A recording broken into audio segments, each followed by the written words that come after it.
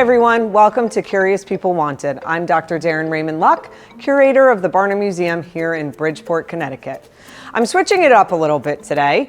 Instead of just telling you stories about Barnum and his world of wonders, I've come with a prop. And by prop, I mean really important collection piece. This is our horn chair. I'll let you gaze at the marvel that it is. This chair was possibly owned by P.T. Barnum and may have been part of the decor in his second home, Lindencroft. Lindencroft was purchased by the Bassett family in the 1880s, and it was descendants of those owners who donated the chair to this museum. So, the story goes that this chair was supposedly gifted to Barnum by Buffalo Bill. For those of you who may not know, Buffalo Bill was a decorated soldier who turned his hand to showmanship in the late 1800s, touring America and Europe with his Wild West show. His real name was William C. Cody.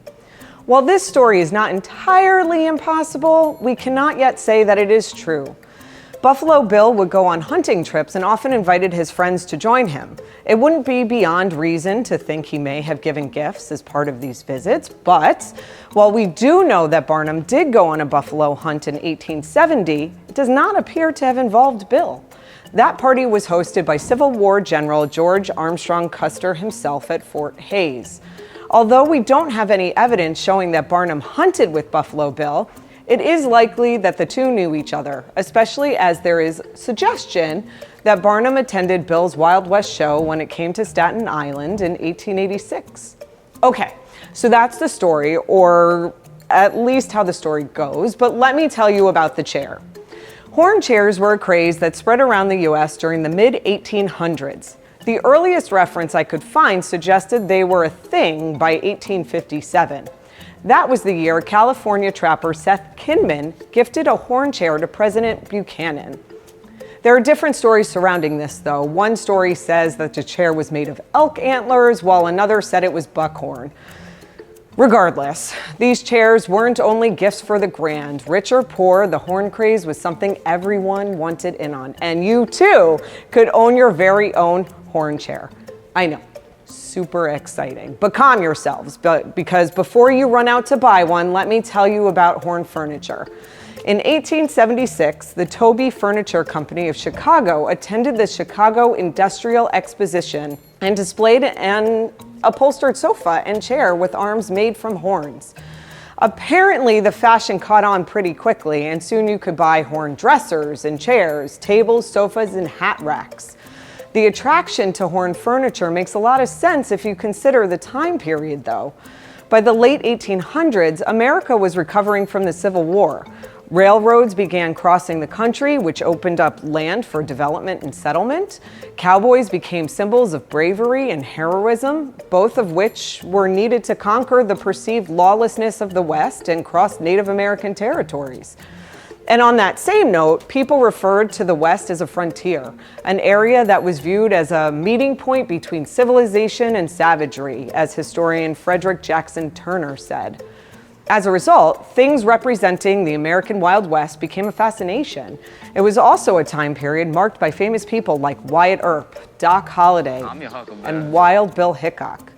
Buffalo Bill certainly capitalized on his interest in the West with his Wild West show, so why couldn't furniture companies? Horn furniture wasn't expressly made by big-name companies. Many examples of horn chairs were made by individuals, some of whom actually became known for this craft. Among these are Texas-based craftsmen Wenzel Frederick, Charles Putta, William Mittman, and the Apple brothers. Interestingly, too, horn chairs weren't just made in places like Texas, which has a history of cattle ranching. The East Coast actually was a big producer of everything horn as well. This is especially true of Massachusetts, where production there wasn't only limited to furniture. It included food service items like tableware. Of course, that being said, the horn was sourced the same way in Massachusetts as it was in Texas. It was a byproduct of beef consumption and the meat industry. I should also add that horn furniture used a variety of horns, including buffalo, bull, and steer. Steer horn was the most common since steers are more often shuttled through packing houses.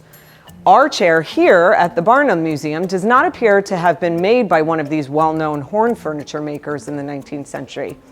Instead, it was likely made by an amateur artist or an existing furniture company that wanted to capitalize on the growing horn furniture craze. The clues in this are actually in the chair itself. Based on the cushion style, the backsplat, and the crest rail, the maker of our piece most likely used an existing chair and added polished horns.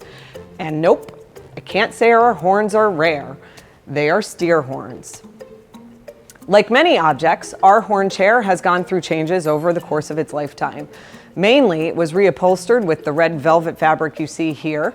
The horns of our chair, however, are old and original. Horn furniture gradually fell out of favor around 1920, but maybe this video will relaunch the horn furniture craze. Who knows? Anyway, that's our horn chair. Thanks for joining me today for Curious People Wanted. Make sure to keep joining me as we discover Barnum together by subscribing to our channel, and remember to stay curious.